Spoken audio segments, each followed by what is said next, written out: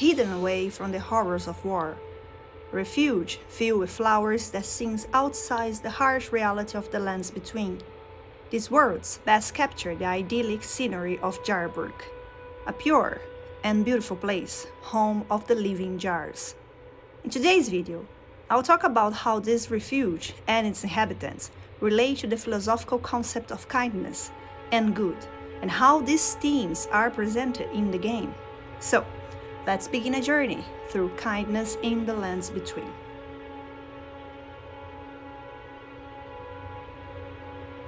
Jarburg is a secluded, peaceful village in western Liurnia, unique for being inhabited entirely by living jars, animated pots with gentle souls. What's curious is that by the time we arrive there, we already encounter other living jars in our adventure, and not only encountered, but killed them. Up until then, for us players, it seems that only Alexander was peaceful. The companion jar talisman states, a talisman given by the jars to their friends, raises potency of throw jars. Though the jars are brought to life by human flesh and blood, they are all rather kindly folk. Perhaps they were made to be better than their innards. Perhaps that's the key. The living jars we encounter only attack when we approach them, acting more out of defense than pure aggression. After all, in a world consumed by war, survival belongs to those who fight for their lives. The living jars are sapient beings, in the shape of ceramic pots, who carry within them human flesh and blood. Most of the material that composes them comes from the fallen warriors. Somehow, the organic matter that fills these jars gave rise to a form of consciousness, allowing them to live on through the essence of the dead. Alexander, the great living jar we meet along our journey, briefly comments on how the flesh of valiant warriors who die in battle makes up his innards. One hit was all it took to crack me, and for my insides to come spilling out. After that, I hid like a coward, and as such, I can hardly stand to face one such as you. But don't you think I've given up just yet. As luck would have it, there's a veritable mountain of warriors' bodies right here. If I can just squeeze this bunch down inside me, I'll be a mighty warrior again in no time. And you know, the bodies found here are exceedingly fine. Who could expect any less from the very warriors who fought in the Shattering, the greatest of all wars? Just you wait and see, friend. I'll grow even stronger. Just you wait when next we meet. What makes all of this even more fascinating is that, despite being born from violence and the blood of conflict, these creatures are rather kindly. The game itself concludes. Perhaps they were made to be better than their innards. Fallen soldiers, violent men, transformed into the material that now gives shape to these cheerful beings. But the living jars were not always synonymous with joy and gentleness. Their origins were not always in flower-filled villages that feel like something out of the Shire. In Shadow of the Earth Tree, we learn about the shaman people, the living jars and jar innards. These jars, though visually similar to those in the base game, bear no seal of the Earth Tree, nor do they live in peaceful environments. Instead, they are agonizing creatures who were once shamans, Marika's people, transformed into living jars through the macabre experiments of the Hornsent, who sought to make them into saints, elevated beings. The ritual was carried out using the flesh of living shamans, a grotesque and excruciating process. We encounter the potentates who perform this ritual in Bonnie Village, and we hear the ghosts of shamans crying out about the pain they endure. For Pete's sake, your place is in the jar. Nice sainthood itself awaits you within. For shamans like you, this is your lot. Life where you accorded for this alone. In other words, the living jar of the lands of shadow are creatures filled with bitterness, hatred, and suffering, a dark past later redefined by Marika during the Age of the Earth Tree. Perhaps Moved by pain and trauma, the queen chose to transform those creatures into something better. No longer would the jars be filled with the living flesh of tortured shamans. Instead, only the remains of fallen warriors would rest inside them. No more horrific, painful rituals. The living jars would become beings of goodness and benevolence. And the potentate who shaped the clay of these vessels would no longer be a violent man, but rather someone with delicate hands capable of molding kindly jars. As Jarburg himself states, Nidialos will make a fine potentate because of his smooth and gentle hands. Oh, hello again, cuz. Have you heard? A new potentate's come to the village. I think he said his name was Dialos. He seems a little down in the dumps, but his hands, as smooth as silk. He says he isn't a warrior, and since he's a coward, he won't be fighting anymore. His smooth and silky hands feel nice when he pats us, but I wish we had a potentate big and strong like you. Of course, they still fight. They are soldiers after all. We encounter living jars in various locations across the lands between, such as Raya Lucaria, Serving Sorceress, Stormveil Castle, Catacombs, and even the sewers of Lendil. It's fascinating to notice this deliberate movement by the Golden Order, transforming something born of pain into symbols of innocence and kindness. And when we think of these qualities, we naturally lead to the two living jars we meet in our journey, Alexander, the Iron Fist, and the lovely Jarburg. I won't go too deep into their questlines, since that's not the main purpose of this video, and much has already been discussed in other lore videos. What matters here is how both characters stand out as extremely charismatic and guided by kindness. I was created to be a warrior vessel. Many great warriors reside within me, ever dreaming of becoming a great champion. It's my destiny, and the reason for which I quest. It is my ordeal, you could say. To test myself, to better myself, to fell ever greater foes. And then, one day, we'll be a single great champion. The greatest of them all. What do you think, eh? How do you rate my chances? Iron Fist Alexander is optimist, humorous, and carries an immense thirst for victory. What makes Alexander truly intriguing is how kind-hearted he remains, even while proudly calling himself a warrior. In fact, Iron Fist holds strength and kindness in equal measure, resembling the jovial heroes of fantasy and myth, the kind of hero who could make you laugh in a tavern and utterly destroy you on the battlefield. Uncle Alexander, as Jarburg calls him, is precisely the sort of character we don't expect to encounter in a pessimistic world scarred by endless conflict, like the lands between. He is kind, but never to the point of weakness. His kindness is the sword that only brave and honest champions carry. Meanwhile, Jarburg is a child. The word bairn comes from Old English, still used in Scottish dialects, to mean child. And like a child, Jarburg embodies the very ideals of innocence, kindness, and hope, elements that hardly seem to belong in this world. From the very first meeting, he treats the Tarnish as a friend, without even knowing whether the player is truly good. Actually, he greets us cheerfully, saying we are welcome in Jarburg, and even encourages us to pick the flowers that bloom in the village.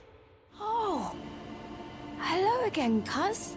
I'm happy you came back. I have good tidings for you, cuz. Have you noticed the rare flowers growing in this village? I asked the villagers if you could pick some of them, and they said you'd be very welcome. The dream of this little jar is to become a mighty warrior like Uncle Alexander, and even after the destruction of the village by the poachers, cruel men who shattered the living jars to harvest their valuable and magical innards for various recipes, Jarburg remains determined. His resolve is not driven merely by vengeance, but by the hope of becoming strong like Alexander, strong enough to defend his own kind.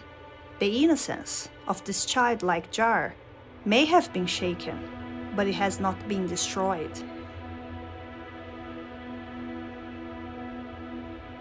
Amid the destruction of the lands between by endless war, Jarburg offers a rare moment of relief. It is a peaceful village, surrounded by flowers and untouched nature. The air itself feels calm, and it's impossible not to be charmed by the living jars playing or simply relaxing, completely unaware of the ongoing war. In a game filled with dark dungeons, battlefields, and grotesque monsters, Jarburg stands out as a place of innocence and simplicity, reminding us of another idyllic setting, the Shire. In Tolkien's words, describing the serenity of the hobbits and their homeland. They love peace and quiet and good tiled earth. A well-ordered countryside was their favorite haunt. Just like the hobbits, the Jar people love the tranquility of their isolation, living in a natural sanctuary away from the conflicts of the world. Jarburg is essentially Elden Ring's version of a pastoral haven, a safe, almost magical refuge, completely cut off from the violence around it. Jarburg becomes even more significant if we compare it to the only other place in the game that feels untouched and beautiful, the Shaman village. But there's a crucial difference. There is no life there anymore. The Shaman village has become a frozen sanctuary in time, a memory of a past that was once pure and beautiful for Marika's ancestors.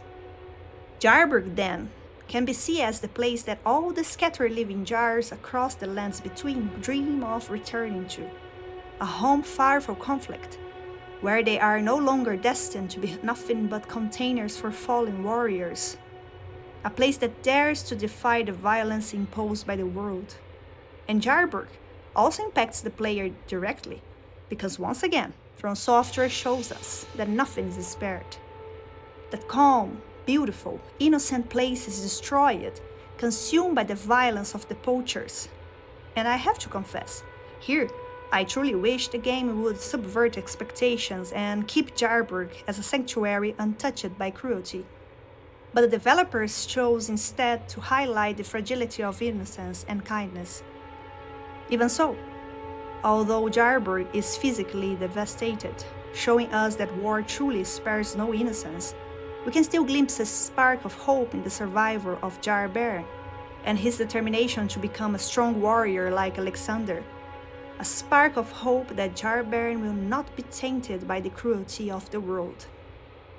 I have found that it is the small everyday deeds of ordinary folk that keep the darkness at bay, small acts of kindness and love.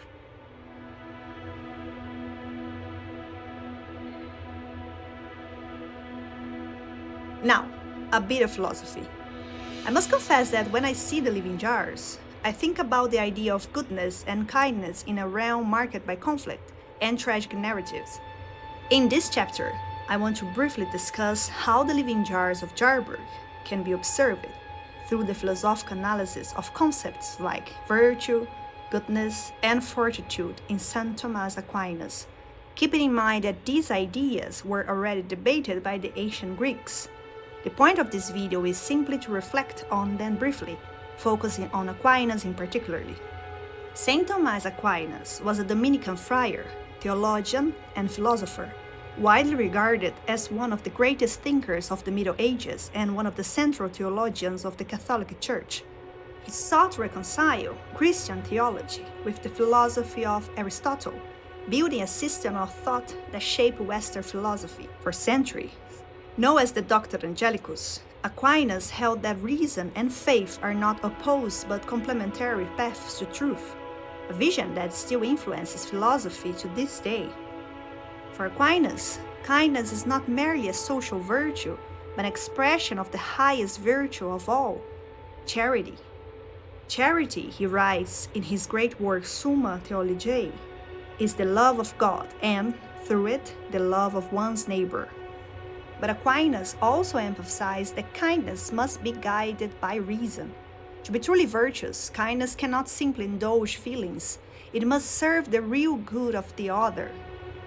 If actions are guided by reasons, for Aquinas, so all human actions can be divided into good and evil. In his Summa, Aquinas writes, "The philosopher states that a man is evil, properly speaking, if he be hurtful to others. But we say here that evil, in general, is all that is repugnant to right reason. And in this sense, every individual action is either good or bad, as stated above." In Elden Ring, the poachers and Diallos illustrate this perfectly. The poachers see the jars only as tools, means to obtain innards and shards, not as being with dignity. They act in an evil way, repugnant to reason, disregarding virtue. By contrast, Diallos, who chooses to protect Jarburg, embodies Aquinas' principle of treating others not as means, but as beloved neighbors. When Diallos abandons his thirst for vengeance against the Volcano Manor and instead becomes potentate, he does not reveal cowardice, as he himself fears, but rather the virtue of love and kindness. He acts with a good will, remembering Aquinas' definition of will as the faculty of choice. As Aquinas states, "I answer that good and evil are essential differences of the act of the will." For Aquinas, acts of kindness bring peace and unite communities, precisely the fragile but luminous peace we players glimpse in Jarburg's flower gardens. And it is also important to know that Diallos and the living jars are not saints. They too can act violently. But Saint Thomas insists that even corrupted human nature can still accomplish virtues and good deeds. Of course, such souls would not reach divine grace of their own, but still they can perform acts that are good. Yet, because human nature is not altogether corrupted by sin, so as to be shorn of every nature good, even in the state of corrupted nature it can, by virtue of its natural endowments, work some particular good.